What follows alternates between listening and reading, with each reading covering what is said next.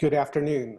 Welcome to Housing Justice Amid COVID-19, a roundtable discussion. This is a special Remaking the Economy webinar organized in partnership with Shelterforce. I'm Steve Dubb, Senior Editor and Director of our Economic Justice Program here at Nonprofit Quarterly. And for today's discussion, I'm pleased to be joined by three expert panelists. Miriam Axel-Lute is based in Albany, New York, and is editor of Shelterforce, which has covered housing justice issues for over 40 years. Amina Kirk is based in Detroit and is a senior legal and policy analyst and organizer at Detroit People's Platform. And Andronika Morris is executive director of Housing NOLA, a 10-year partnership in New Orleans designed to reduce housing insecurity. A few notes before we get started. First, we're very excited to take your questions. And in fact, other than the opening and closing slides, there are no slides for this webinar. I will begin by posing a few questions to our panelists, and then we're eager to respond to yours. So please enter your questions into the question box at the bottom of the screen, and I will share those questions with the panelists. And I'll confess, we probably won't get to everyone's question, but if there are some questions that we can follow up afterwards, we'll try to do that too. Second, we will share the recording and as well as some other support documents via email after the webinar. So you don't need to ask if you'll get the recording, you will get it. One last thing I'll mention, this webinar is free, but producing these webinars is not. So if you like what we're doing and are able to support NPQ's economic justice program, please consider making a donation today. We also encourage engagement through social media. We have a hashtag, Rebuild the Economy. Share your comments and questions. We'd love to hear them. Thanks for joining us. And please also keep a lookout for a brief survey that we do after the webinar. We do use those survey results to plan what we do in the future, so please fill it out. And with that, I'd like to begin. And I think I'll begin with you, Amina. So could you talk, we're in this very extreme situation. I mean, back in, the Federal Reserve reported that in March, about 40% of all Americans who were making $40,000 or less a year lost their jobs. There's obvious race and class inequality involved, not just in housing, but in the economy as a whole, in the effects on the pandemic. So talk about a little bit about yourself and what it looks like in terms of housing and the, I guess, the community as a whole in Detroit these days. So about myself, I'm Amina Kirk, Senior Legal and Policy Analyst with Detroit People's Platform. My background is in housing and law, affordable housing specifically.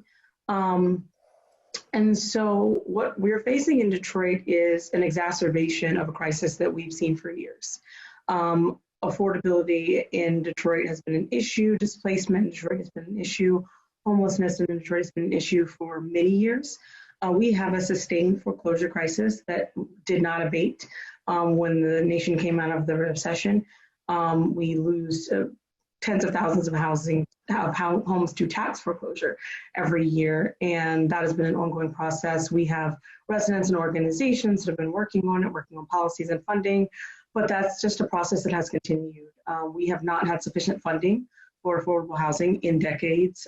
There have been small gains, but there just simply isn't a prioritization of affordable housing. And so we have luxury housing being built almost exclusively.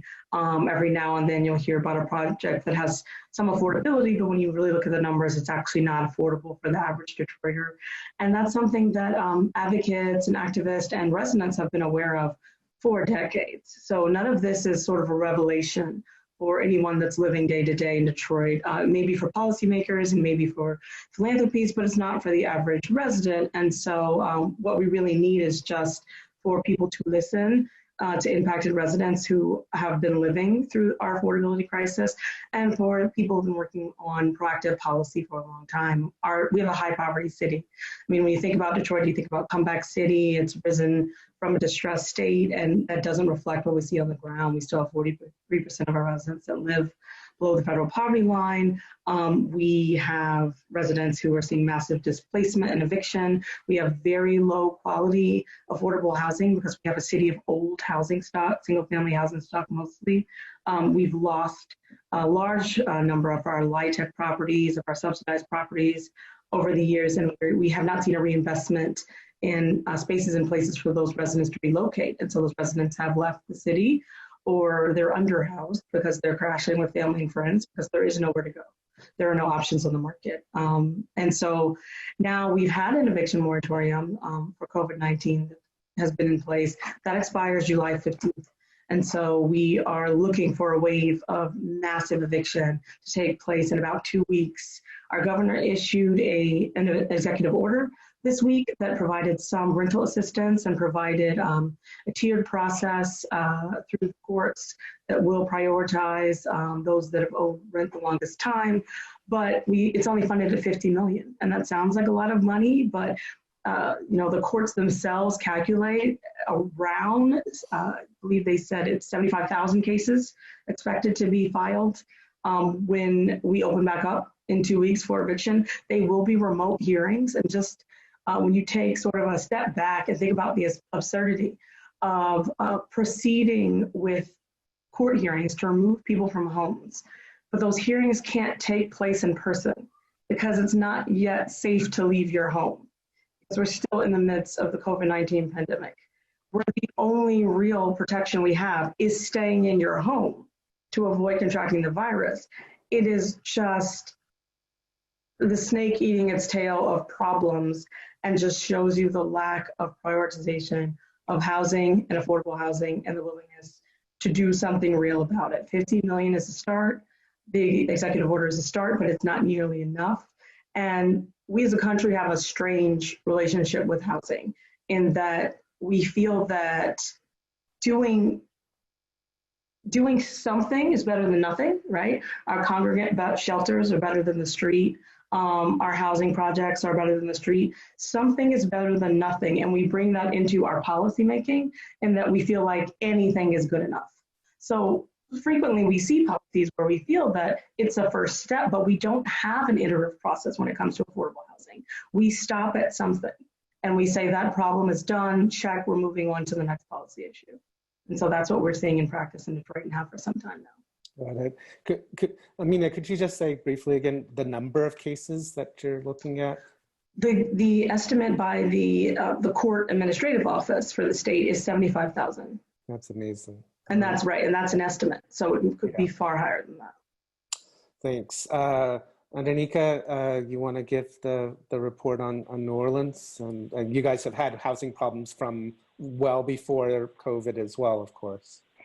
Correct. So obviously, New Orleans should have been ready for this COVID crisis because we got the high warning, the big warning 15 years ago, almost 15 years ago with Hurricane Katrina. This is in a lot of ways similar to Katrina from the failure side, as well as the inequity, right? The Katrina was, as a reminder, was a failure of government at every level, and we're seeing the same thing happen with this particular pandemic, especially as it relates to housing. As we've told people to shelter at home, we have not seen a corresponding commitment from leaders at any level to make sure that folks could house themselves and keep themselves housed for the duration. And so when the shelter at home orders came here in Louisiana and in New Orleans, our coalitions immediately sprung into action because we knew where this was going. In New Orleans, our economy is largely tourism and some oil, some petrochemical based, but mostly tourism. With people not able to travel, unwilling to travel, that meant that, thousands of people who were barely getting by pre-COVID would be devastated. They would have no income coming in. So we had an eviction moratorium that we hoped that would simply serve the way we think eviction moratoriums should work as a short-term measure, right? As pressure. The analogy we've been using, the metaphor is pressure to a wound. So if it's a paper cut, applying pressure is usually enough. But if it's more serious, as it is with someone losing their job at the beginning of the pandemic, or their hours being cut during the pandemic, or continuing to work every day, but making minimum wage, which is the minimum wage in New Orleans and in Louisiana is $7.25 an hour, while the housing wage in New Orleans is over $19 an hour, and the housing wage in the state of Louisiana is $16 an hour. And unfortunately, what we've heard is the same old dog whistles that typically surround these kinds of conversations. Oh, well, they've got all that unemployment. They're getting more money than they made before, with people who, frankly, are unfamiliar with how unemployment works. That your employer had to be paying into it for you to qualify for unemployment. If your hours were cut, you're not eligible for unemployment. And unfortunately, the unemployment system, which is overburdened, still isn't getting funds out fast enough. And even with those additional dollars, it's still not putting enough money into people's pockets to meet the housing burden for the city of New Orleans. And for many, they're not getting enough to meet the housing burden for the state of Louisiana. So you're still failing to stabilize. Our essential workers, data showed us that among essential workers who continued to work during the pandemic, about 38% of them were cost burdened during the pandemic. And our solutions, the solutions that we've been seeing is our legislature just passed a policy to spend about $50 million of our coronavirus relief fund to give essential workers a single payment of $250. These solutions aren't enough. That could help that essential workers. They're aiming at least the lower end wage earners. But for someone who has been cost burdened for the last 100 days, and you give them $250, so you help them caught up on April. What about May? What about June? And today is July 1st. And these are the folks who made it possible for those of us who had the privilege of working from home, from sheltering at home and not worrying about whether or not we could keep a roof overhead. These are the folks who kept us fed and watered. And again, the failure to see to the needs of all of our citizens, to make sure that people those who are housing insecure and homeless, the incarcerated, that they all had someone to come back to, especially in a city like New Orleans, where pre-COVID, we had enough room for everyone. New Orleans, with its affordability crisis, still had almost a 20% vacancy rate. That results in about 36,000 vacant units. We've been able to confirm that about 7,000 of those were actually occupiable above market rate or luxury, so-called market rate units that were unaffordable to the average New Orleanian. This with 1,000 voucher holders actively looking for apartments pre-COVID and still now.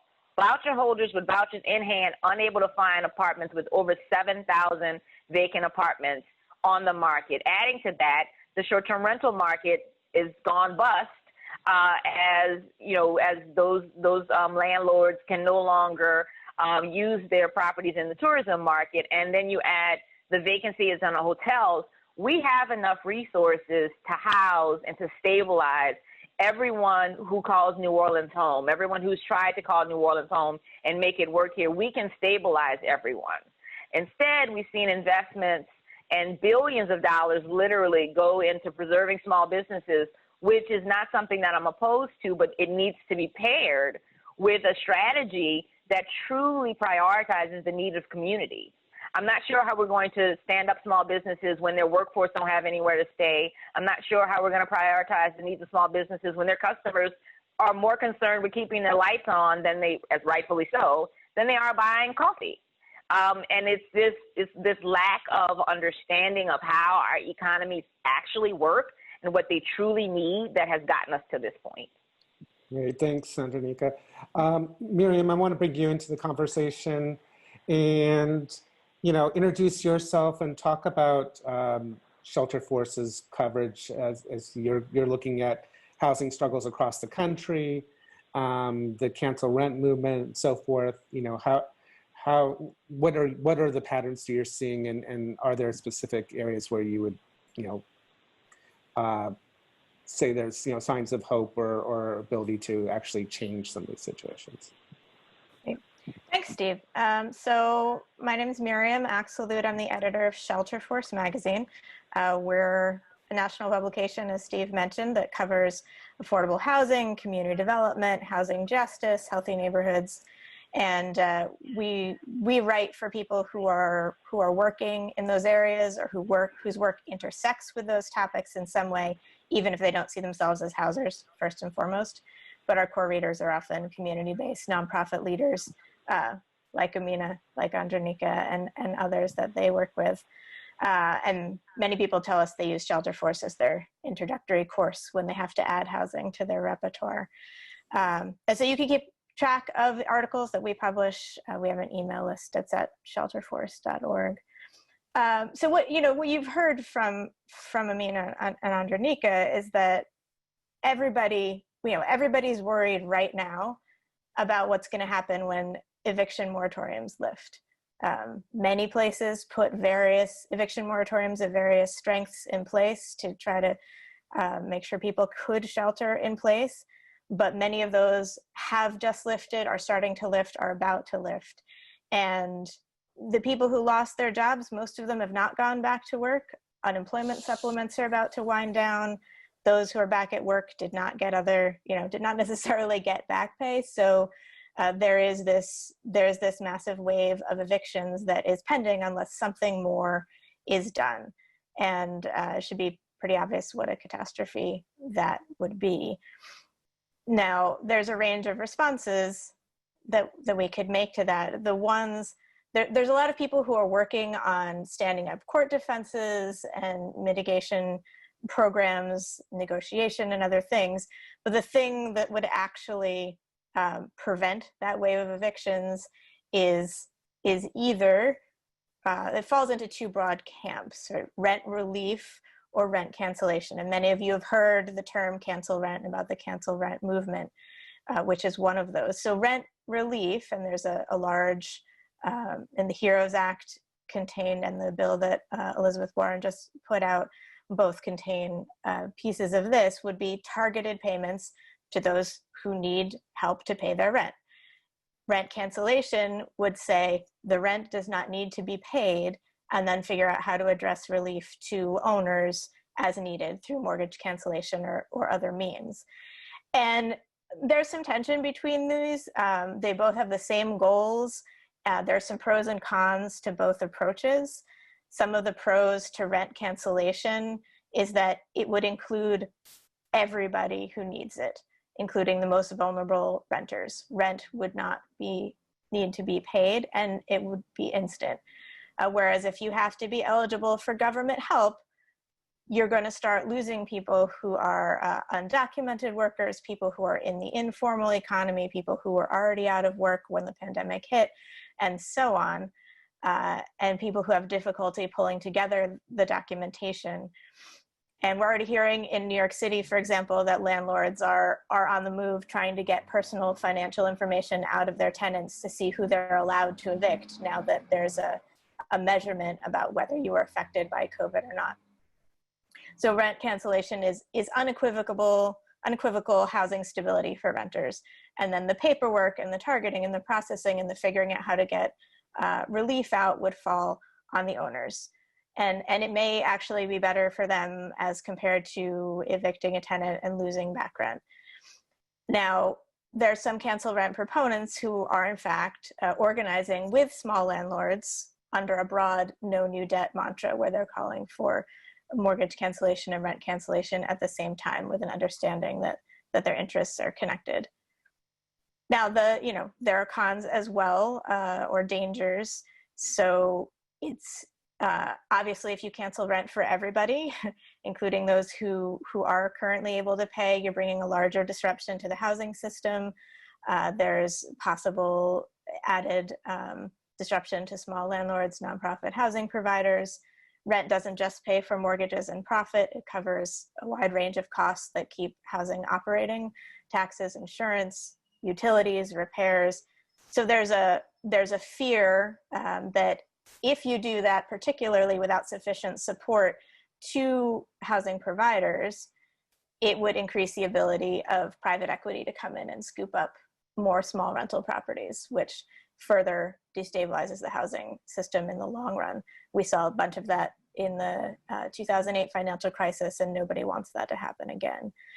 And of course, reimbursing owners for all rent payments would be extremely costly, as opposed to targeting the resources more. Urban Institute recently estimated that when unemployment assistance expires, it's going to take $15.5 billion a month to alleviate cost burden for renters who were cost burdened before the pandemic, and for renters who lost their jobs as a result of it. And that's even just with that targeting, though it's a fairly broad targeting. And I think some of the key questions are, can we find a way to address the questions and the concerns that are raised by both of these approaches? Can we make a rent relief program that reaches everyone in need, or figure out another way to get to all of those most vulnerable renters? Can we cancel rent in a more targeted way, or a way that really protects the small landlords and housing providers that we don't want to lose? In either case, are we prepared to capture the rental properties that are going to be sold or whose owners are going to walk away, which is going to happen under either scenario, and bring them into some kind of permanently affordable housing? And I think an important question is, can we find a way to come together across these philosophies and make sure that something, and to Amina's note, something big enough does happen? Yeah. Great, thanks, Miriam. That's really helpful. I thought I'd just ask about one wrinkle on this. So I've seen ideas of extending mortgages. So in other words, if the payments for the landlord were suspended for 6 months, then their mortgage will be extended on the back end for those 6 months. Is that part of the conversation still? Absolutely. That's the best. That's the approach to forbearance that's going to work, right? I mean, having a mortgage forbearance for a couple of months and then having it all come due is very similar to having an eviction moratorium and then having it lift. That doesn't do anything but have that temporary pressure on the wound. So we do need to have these transferred into what will be a modification. It has to be a modification to add those payments on the end of the mortgage to really have that help be sustainable. Great, thanks. Andronika, anything you want to say about what do you see as the appropriate policy response in this period? So I agree with Miriam that we have to first and foremost decide that we're going to do something about this. We haven't made that decision yet. That's quite apparent. And that's a part of the problem. And again, this is pre-COVID. This is the deep structural bias around affordable housing. It's why all of us were so excited to see this issue mentioned on John Oliver's show on Last Week Tonight on Sunday, because no one talks about this. This is one of the ugly parts of progressive activism, Democrat, conservative, you name it. No one's good on this issue. And those of us who do the work, certainly we've got allies on this issue, but I'm talking about as a movement, there is no real commitment to this in the hearts and minds of our policymakers and our elected officials. And that decision that's got to be the first decision, that we decide to do this, and that will guide how this works. We're concerned about making sure that people who are using landlord property or rental property as income are also not left out in the cold, but we also want to make sure that there are not these unreasonable barriers, because right now health is connected to housing. As we see surges in the COVID pandemic, if we do not have another shelter-at-home order, which seems unlikely throughout the lifetime, it may not happen in the next few months, all estimates tell us is that before a vaccine, we will probably have another wave that will require everyone to shelter at home. We need to make sure that everyone actually has a home that they can do that in. And that means be you formerly incarcerated, be you currently incarcerated, homeless, housing insecure, doubled up with family, or, working a job that doesn't allow you to make ends meet. All of those folks need to have assurances that they will actually be able to be safe. And that's got to be key to this commitment. And as we come out of this, then we've got to start talking about the long-term solution so that this never happens again. Great, thanks. And we'll get to that shortly. But Amina, I wanted to ask you about what are the policy tools that are, we know they're inadequate. Let me start with that. But what are the policy tools at the local, state, and federal level that exist? I mean, I have questions here from people coming in, about, how to, not that you would have this for Illinois, but, how do you, resources for motel stays for people who need that, or, eviction support for renters who are faced with eviction. What tools actually exist at the present moment? I think to really just sort of piggyback off what Miriam and Angelina have said already, I think it's adequate funding. This is a problem that has been worked on policy-wise for decades, and the missing tool is the money.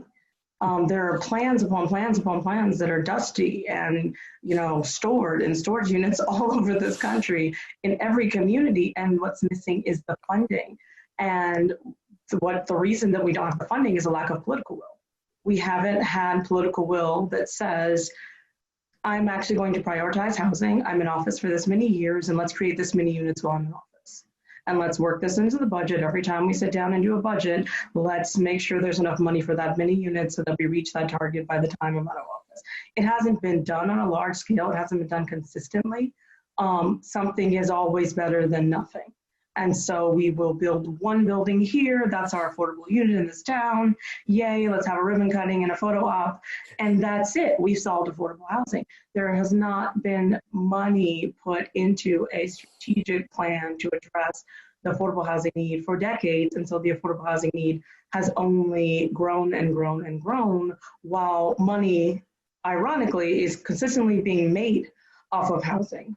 At the same time that we're losing affordable housing and it's gone unfunded, we've seen massive accumulation of wealth because housing has been commodified very successfully and strategically. Because it's almost a non-issue, it's not even up for discussion. So because there aren't eyes on it, because there isn't policy actually circling around it, it's kind of in the shadows, in the background. And so since it's sitting there, it's been picked up and used as a moneymaker. And when we look at things like affordable housing, especially when we talk about rents, we see that rents are tied into mortgages, which tie into banks, which tie into pensions, which tie into corporations. And there are actors involved in affordable housing at various levels, and they have been for some time, and their involvement has only increased since the Great Recession. But we just haven't seen consistency with funding. I think that there simply has to be funding not tied to programs with qualifiers and you are in this federal program or you're in that state program. We simply need more affordable housing stock.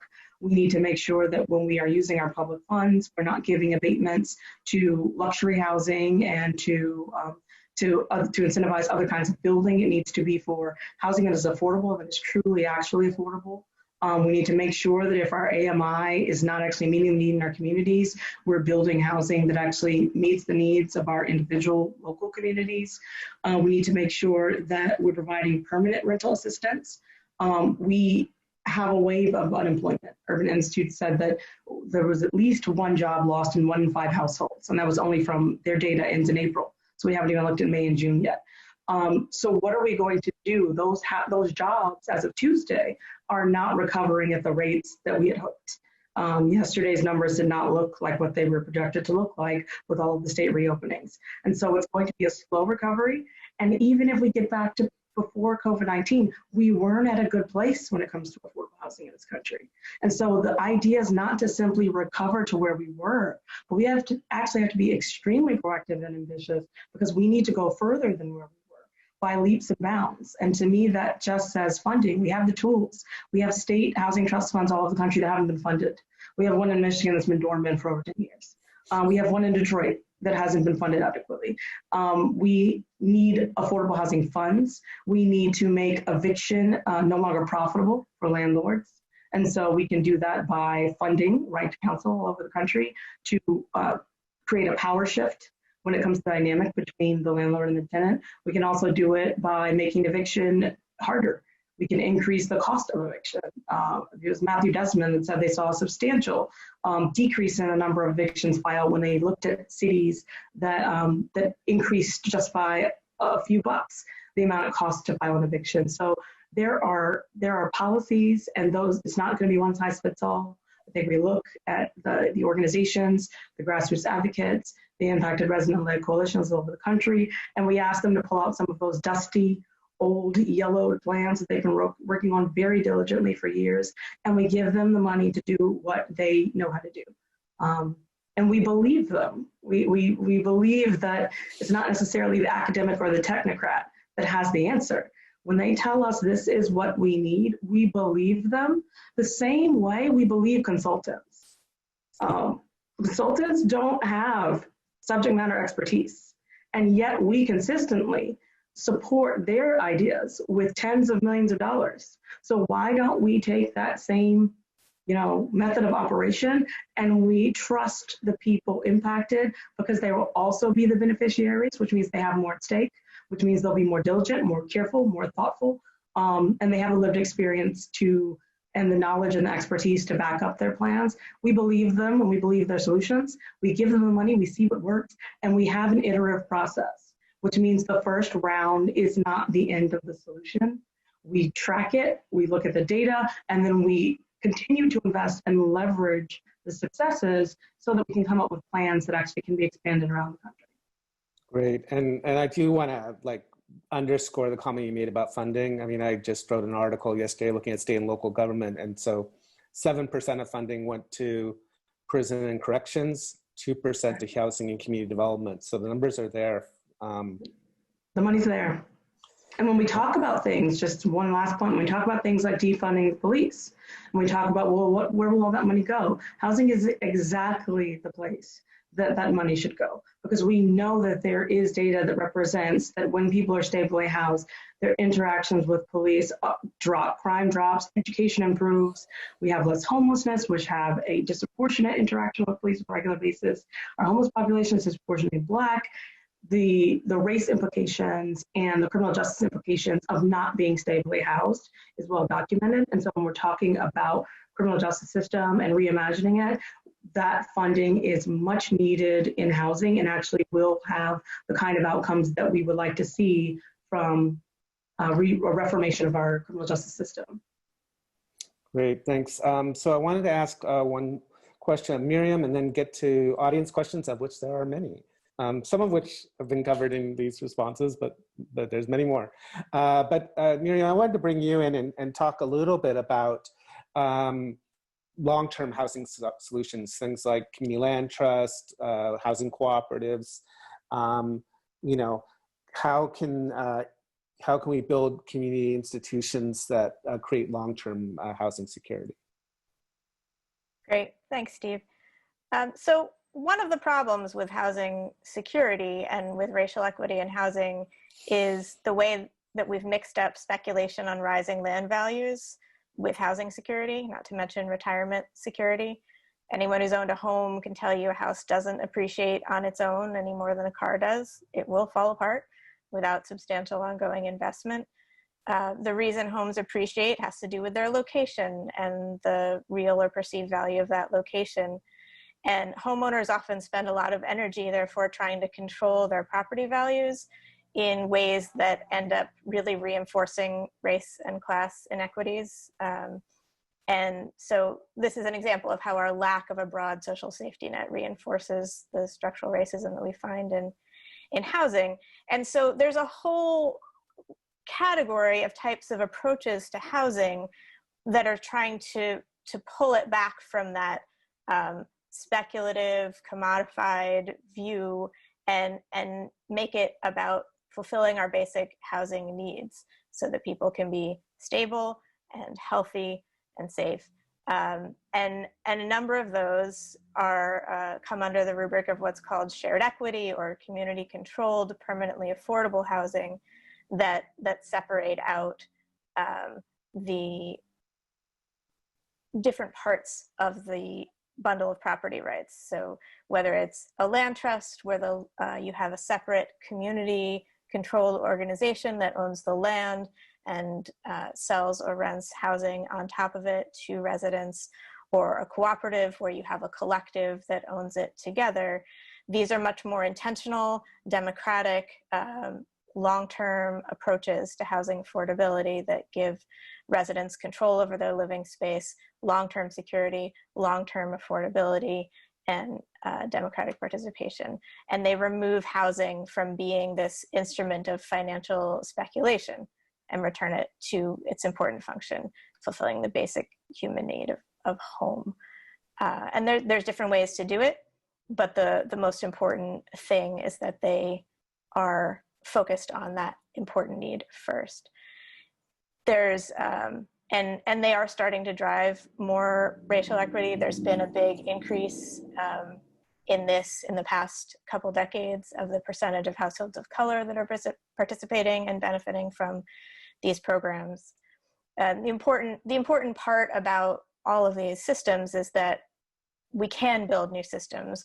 There are people out there who know how to do it, who have been doing it for decades, and need the capital and the support to do it at a larger scale. Great, thanks. So I want to start with some of the audience questions. One that came up from a number of people said they were interested in this was, is there any cities that are addressing sort of this mismatch in the housing market between, there's a surfeit of luxury housing and a shortage of affordable housing? Are there any cities you would lift up and say they've actually done something that's been effective? This may be a short answer. Yeah, it's a short answer. No. It's part of the problem. It's, again, this unwillingness to do what's necessary. We've seen our leaders and partner, Eminent and I are a part of a little coalition of folks just trying to figure out, of several states trying to figure this out. What is the problem? And watching people leave money on the table rather than utilize vacant hotel rooms, activating vacant short-term rentals. It's quite, it's not perplexing because we know what the root of it is, right? It's the systemic bias that we have to overcome, that we have to name. Most of the plans that Amina mentioned earlier got stuck in the mud because we didn't deal with the underlying racial bias that's associated with affordable housing. Even when there was money, when there is sometimes will, without naming that bias, the fact that affordable housing in the United States of America conjures an image, a very specific image, the welfare queen, the Black woman with too many children. This is why progressives are so terrible on this issue, because they think that they have dealt with their racial biases. And when you start talking about things like inclusionary zoning, density, they start getting nervous because all they can see are those people living in their neighborhoods, and conservatives are no better. Yeah, we had an article just published today. It was on the small town of Weston, and sort of all these people are joining the Black Lives Matter protests, white folks, right? But then when it comes to changing the zoning to allow for affordable housing in their neighborhoods, not so much. Yeah, we see that over and over. That's absolutely what Andrea said, is that we have a concept that certain housing is for certain people, and housing is a reward you get for a life well lived. And if you don't have good housing, you must have done something wrong in your life. And that goes hand in hand with a very racist idea that because I've done well in life by, the own sweat of my brow, I've paid for the right not to live around those people. And those people are the Black people. And so when we think about affordable housing, sometimes, and this is gonna offend some people, the people who are working on it also don't live and don't wanna live around those people. And so once we start to talk about policies that say those people may be in your building, on your street, in your school with your kids, now we've gone too far and we need to pull back. Because that's not the world I want. Yep, it's exactly what I was talking about before, about that question of when it comes down to, you might be threatening my property values, which is generally code for, I'm going to say that my neighbors are racist even if I'm not. Right. Then that, and it's tied very closely with this idea that we rely on home ownership to provide us all the income and retirement security that our system won't provide otherwise. And you're right. I mean, a lot of the affordable housing world has leaned very heavily on that idea of home ownership, and home ownership is better. And we need to get rid of the racial bias in home ownership, because we should all get to own a home, and there's been a terrible mismatch. if we want to, exactly. But there's been a terrible mismatch in that, and the way that we lean on it for this speculative return drives a lot of this NIMBYism. It's also coded language. Yeah. It's coded language, right? You want to give an elected official an out, an elected official wants an out, black or white. Oh, I'm in favor of home ownership, while not passing a single policy, while not doing anything to actually create home ownership opportunities, particularly for people of color, and to make sure that those home ownership opportunities buoy those families in those communities. None of that actually happens, because at the end of it, you're still struggling with that bias. You still can't get past that. And that's what we have got to deal with this. We have got to get past this. And the idea that, I mean, even you just said this, Miriam, but, you know, the idea of property values is very plainly tied to property values aren't magical, right? We pretend that it's the invisible hand that, you know, lifts them. And no, property values are tied to the idea that when Black people move in, white people don't want to be there anymore. And so if people weren't racist, then we would not see that shift in property values. And we don't have that conversation.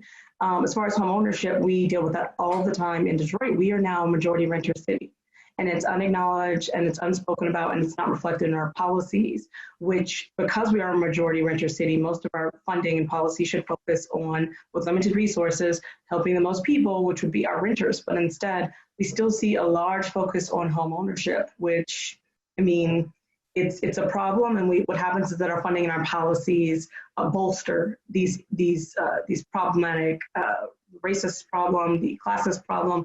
They bolster that rather than making it difficult, or at least impossible, to live in an isolated area, community building where it's, you know, all white people. We could do that, but we don't. And we use our subsidies the same way, in that we make sure that we honor those traditions in the way that we fund and build housing. Yeah, and we know that the mortgage interest deduction and the subsidies for wealthy housing exceed all the HUD budget and so forth. It's atrocious. I did want to ask this is a technical question, and I don't know if anyone would know, but does it matter, like a city like Boston where I live, it's very property tax dependent. Does that lead to these, does this reinforce sort of the tendency to like favor luxury housing over affordable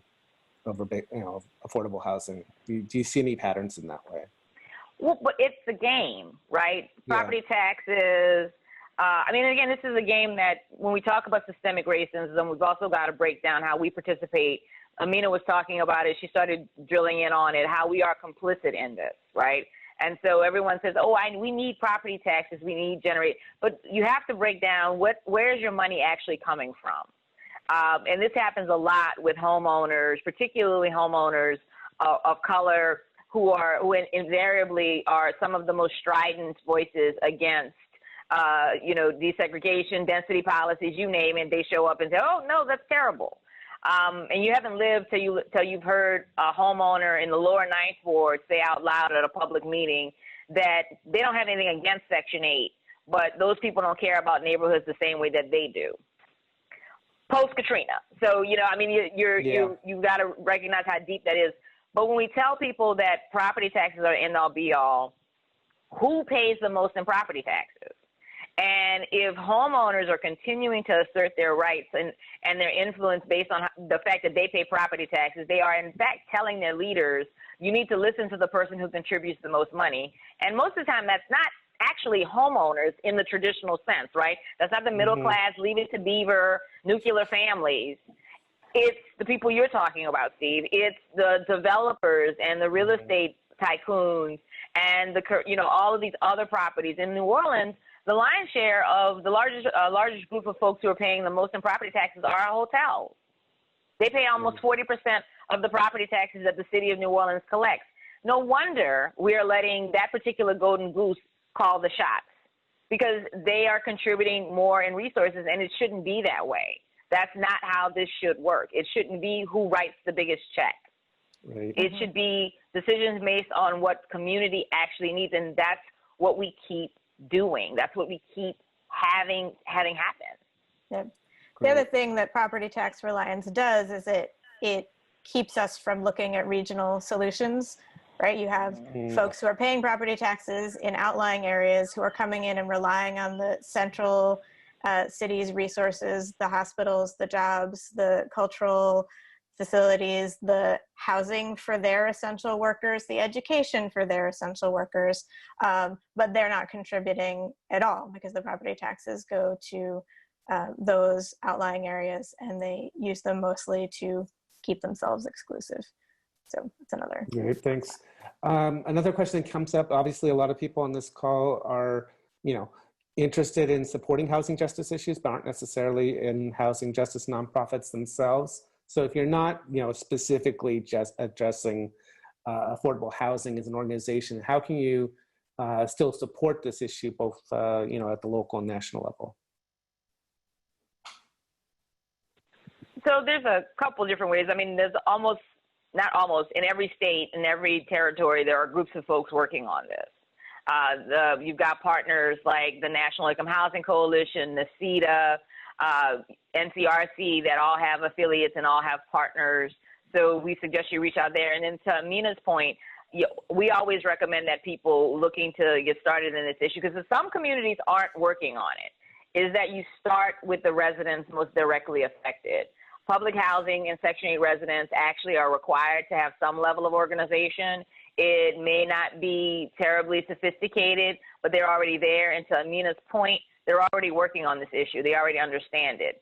And anytime we start talking about affordable housing and we don't deal with public housing in Section 8, you're starting from a place of bias, right? You're saying, well, not those people. We mean the people who work. That's what you hear. That's what you say. That is, people actually say this stuff out loud. And so, again, like I said, the casual racism that is displayed in this industry still it's breathtaking. And so those national groups can connect you to partners. You guys can reach out to Amina and I. We know folks from across the country. We'd be happy to connect you, and Miriam as well. She is I think a fantastic resource for most people to connect with and to learn more about who they should be partnering with. Great, and certainly follow what we're doing, and know that having organizations that are not primarily housing organizations participating and speaking up and signing on is actually really valuable, because as was said earlier, housing has been shunted to the side and considered a separate thing. And we know now, I mean, many of us have known forever, but it's becoming clearer and clearer that it's integral to healthy families, healthy neighborhoods, and when other organizations speak up and say, we know this, we're behind this, we need this to happen to make our goals achievable, it is extremely helpful. Yeah. That's what I would say is join, if you can, please get in touch with us or Steve or someone, because having your voices is really important, especially when it comes to pushing and organizing for that political will that we need to get the funding and the policies in place that would actually help. Great. Thanks. So there's a couple of questions that are pretty, heart-wrenching in a way, but it's sort of like, what is the best advice? I'll read a couple of these. What is the best advice to give somebody who's facing the threat of eviction in coming weeks and months right now? What do you advise for somebody who's unemployed, who's getting that $600 a week, which is, at least right now, slated to end July 31st? These are really tough situations that so many millions of people are in, right? Yeah, they really are. I would say, tenant organizers will tell you, first of all, don't leave if you can make that choice to stay and hang on, because eviction moratoriums are being extended. If you can find help, if you can get to a legal aid lawyer, find a tenant organizing group near you that will help you get connected. Make sure that you understand, make sure that your landlord's following all the rules. If they're not, that's a first step in your favor. If some rent relief is coming through, there's no guarantee. Obviously, this is a really hard time, but the more people who get together and collectively stand up for each other and say this is unacceptable, the better luck everybody is going to have. I would definitely say piggyback on what Miriam said, don't leave. So many people self-evict. They don't have the money. They know they don't have the money. They leave. But eviction is a process. It can take as long as a month. With a backlog of cases, it can technically take longer. Could potentially give you time to find something else, even if you do have to leave. But you do want to try to actually participate in that process, because self-evicting happens very frequently, and often people are in a worse position than if they have been able to take 30 days or 60 days to find somewhere that was safe for their families to go. Definitely reach out and try to find assistance if you can. There are organizations, they are never funded adequately and they're always overburdened, but sometimes they have eviction guides for your state or for your city that can help you with the defenses that you can provide yourself in court. Things like lack of habitability in the home, repairs that weren't made, things that the landlord has done that would decrease the amount of money you owe or would provide some more time that the court might give you to actually stay in that home before you have to leave. Definitely get connected with rent organizations and coalitions that are around affordable housing. They may be able to get you in touch with legal aid. And then finally, if you're in a multifamily, talk to your neighbors. Because if you're in a multifamily and everyone is actually struggling right now and everyone is being evicted, that landlord is actually not wanting to see everyone go. It can be expensive. And if you can get together with your neighbors and say, we don't have all the rent, but we're willing to pay this percentage, maybe you could negotiate something. There is strength in numbers and organizing within your own building. You don't have to be an organization. There is information you can Google online from other organizations, but knock on your neighbors' doors or text them and ask them, how's everything going? Is the landlord harassing you or has the issued eviction? And you may find that you all actually have a strong bargaining position. Great, thanks. So this was an interesting question that came up. Is the use of eminent domain relevant to the current crisis? And can people take back the land and housing? I mean, clearly it hasn't been done, but I'm wondering if it can be done. And there's been one nonprofit in the history of following this that has gotten the right of eminent domain, right? Dudley Street Neighborhood Initiative in Boston in the 80s did get the right to use eminent domain to take back vacant properties. And eminent domain is supposed to be used for public good, right? So yes, it hasn't really been used very much, but when we think about all the ways it has been used, right, to even for the benefit of private corporations to improve the economy, if there are buildings that are vacant and the owners are not willing to be using them in a pro-social way right now, maybe that's a conversation that should be had. Cool. Go ahead. I was going to ask a question. I was going to say title. Go ahead. I was going to say title clearing issues, expropriation are tools that have been used, and ostensibly, we often have those conversations. This also often gets muddled. How many of you have had those conversations about a neighbor saying, "Well, I mowed this lot and I should get it for $1," right? It becomes it gets muddled, and it should be used to meet the minimum needs of the community, and it can be. It's not. I mean, one of the big things that happens in communities like New Orleans is these rules are often used against African-American property owners and homeowners to take their land from them and to make it harder for it to pass on to the next generation. And here in New Orleans, we have a tax title clearing and tax sale process that's really only designed for people with cash. That is not something that benefits itself to the average African-American household in the United States. So these policies can be used. We've got to the point earlier, we've got to monitor their implementation and change when they are not doing what they're supposed to do. That's, again, where this is falling down. Right. Anytime you bring up eminent domain, people are going to hear the echo of urban renewal, and it's very important to remember, recognize that history, recognize how it was used against largely Black neighborhoods, had their homes taken away, sometimes without anything built at all, or things that were not actually healthy for the city. So that has to be held very closely in mind. Absolutely. Which could allow it to function policy-wise as an interesting, innovative form of reparations. Indeed. Because in our cities where eminent domain was used, in Detroit, it was used massively. Right. All the major metropolitan areas have a history. Affordable housing could be a very interesting form of reparations to reclaim that space within our cities, which would allow them to participate in the revitalizations that are happening, the investment that's happening in a stable, safe, well-located home that was removed from their communities historically. So I think those are the policies we need right now to rebuild our cities to look the way we want them to look and the way that they should look by now, with all of the money that's been invested and just has been invested in the wrong things. Right. Amina, I wanted to ask you, there's a question that's clearly for you. It says, foundations have loudly stated that they invest so much money in Detroit, you know, the grand bargain, all that.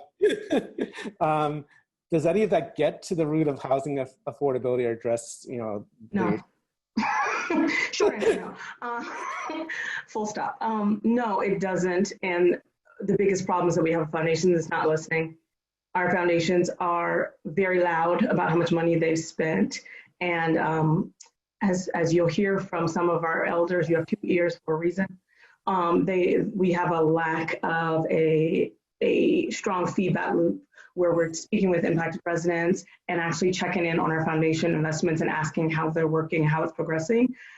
And what happens most often is that in Detroit, the relationship is between corporations, foundations, and city government. And there are no impacted residents at the table. There are no grassroots leaders at the table. There are no housing advocates at the table. And so both the ideas that are proposed, the solutions that are lifted up, and the investments that are eventually undertaken don't actually connect with what's happening on the ground in any realistic way. It's reported back as a win by all those who are at the table and propose the solution. But if you're talking to the residents who are meant to benefit, they are dissatisfied and oftentimes left in even a worse position. It's trickle-down economics, unfortunately. So we have a lot of investment that's meant to be a win-win, both for corporate entities, both for real estate developers, and also for residents. That's just not realistic. We have to center impacted residents as the beneficiaries of the dollars that we're using. Every dollar that we're using, if we're talking about a philanthropic investment, should benefit impacted residents, the Black people in Detroit who have been there a long time, who are vulnerable.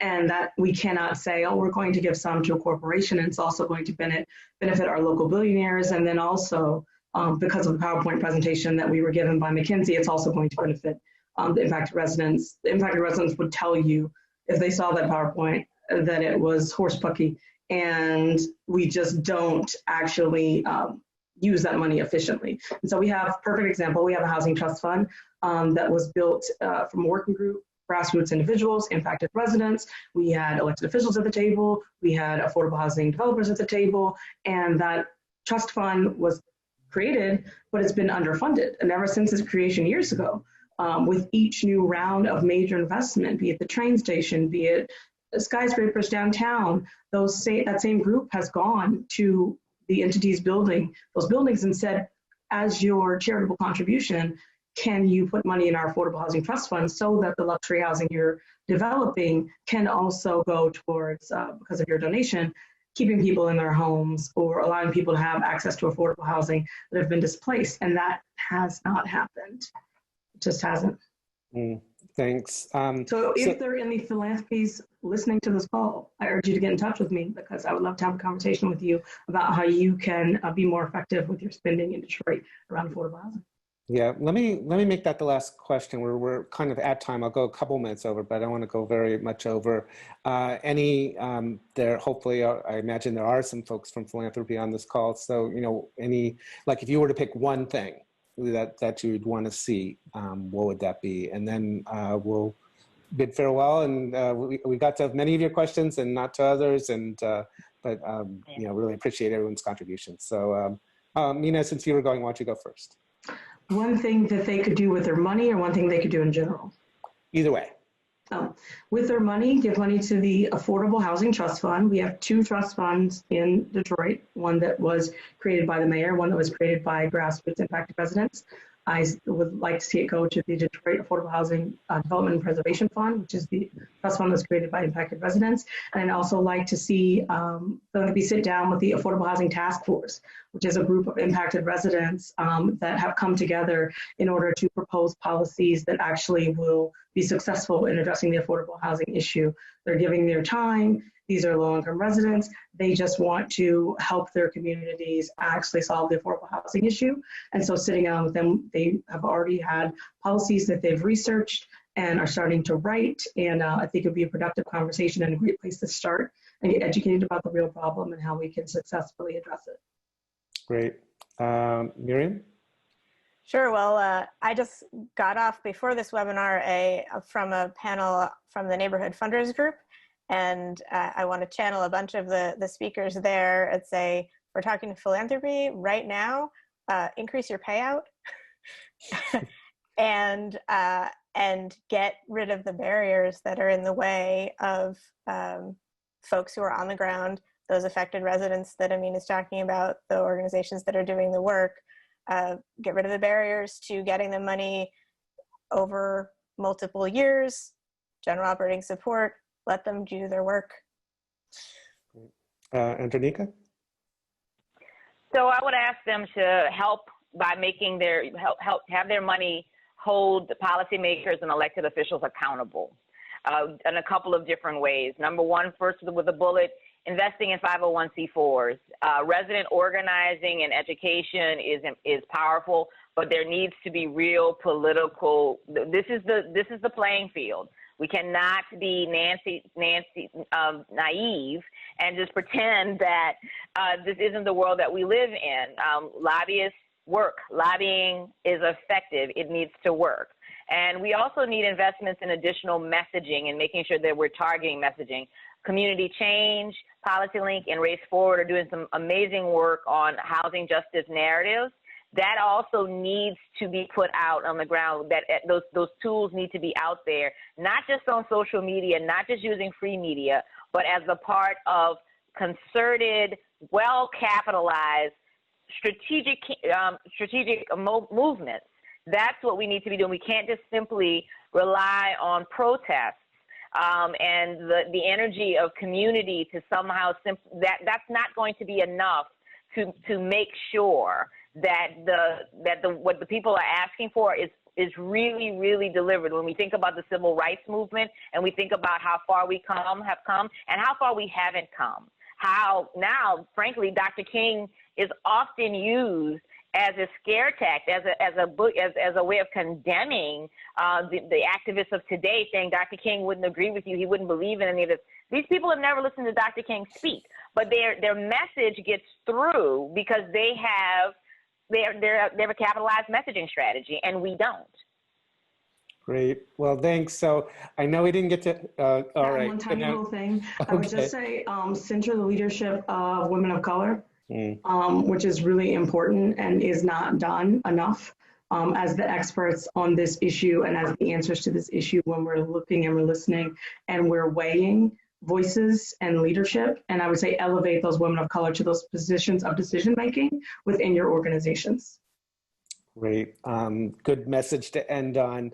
I want to thank all of our panelists, Miriam Axelute from Shelter for Us, Amina Kirk from Detroit People's Platform, Andronika Morris from Housing NOLA. Again, please fill out the evaluations. They'll come out right after this webinar. And thanks so much for all of your powerful questions.